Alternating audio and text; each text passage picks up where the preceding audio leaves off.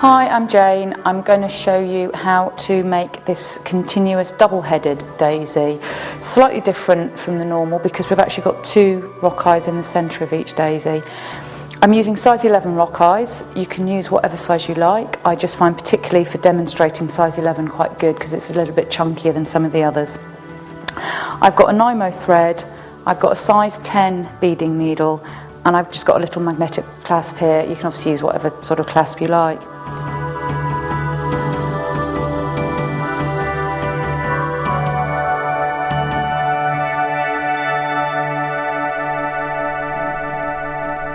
So to start with, I'm going to actually tie on the clasp. So I'm just going to take my thread and do a couple of knots. You need to leave a tail end long enough that you can actually rethread this back through a needle so you can sew away the tail ends to make it a neater finish. Okay, the daisies on this have got 8 rock eyes around the outside for the petals, so we're going to just start off by doing one of those. As with most daisy chains, you actually do uneven numbers of petals around each side, so I'm going to start off with 5 of my pink petal colours and 2 of my centre colours. Okay, thread those all the way down. I'm going to take my needle back through this first pink rock eye going towards the clasp, and that's going to bring it round to make the first half of the daisies. So through there. The only drawback with a magnetic clasp is it will stick to your needle as you're sewing. Okay, so that's the first side. I'm now going to do 3 of the pink rock eye. So as I say, you do uneven, so I've done 5 on one side and 3 on the other to make my 8. So that's just the first daisy we've got there to get us started. Now for the 8 on the next daisy, I'm actually going to be using 2 of these, if that makes sense. I'm actually only going to be adding 6 more pink beads. So I'm going to do 3, okay, which along with the 2 from here make my first 5 for the first side. 2 of the centre ones. I'll just pull that a little bit tighter.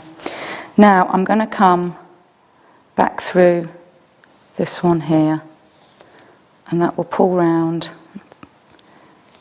that first half of that side, and then I'm going to do another 3, and then through this one at this end to make the other side. Okay, so we've got 8 round there in total because, as I say, we've done 3 on each side and we had 2 from the previous daisy. You need to keep this one quite tight as you're going along. It can be a little bit fiddly. So we'll do another one. So it's 3 of my outside colour and 2 for my inside. All the way down. And I'm going to come through that one there.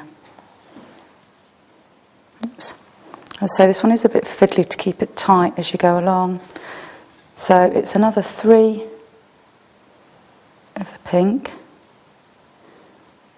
And then through this pink one here, closest to my centre beads. Okay, so you can see now they're starting to come.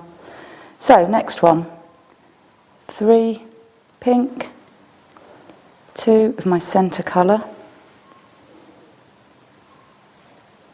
Okay, and I'm going to come down through this one here. If you're unsure about which bead it is that I'm coming through, you want to think about the first 2 being the 2 that are from the previous daisy.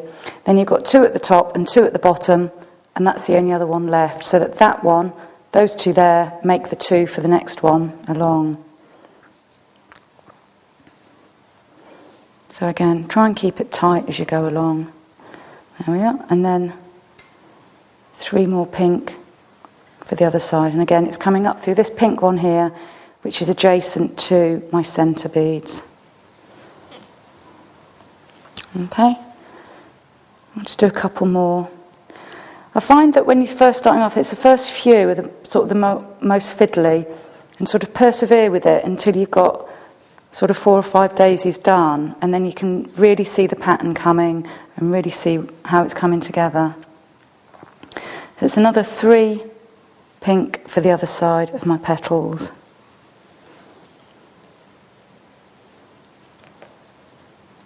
There we go.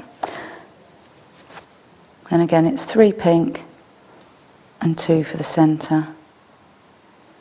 Okay, and it's this one here that I'm going to put the needle through. Now, I mean, I've just used one colour obviously here for my petal colours.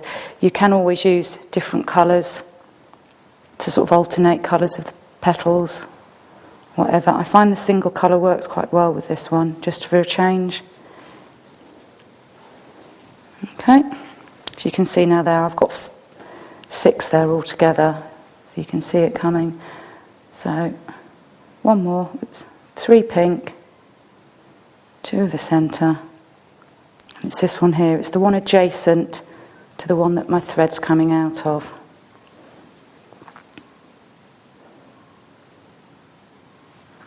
Three more pink and through that one. And you just carry on in that fashion until the necklace or bracelet, depending on what you're making, is as long as you want. And then you just need to sew on the clasp on the other end to finish it off. Again, make sure you go back through a few beads before you trim your threads off to keep it nice and neat. There you go.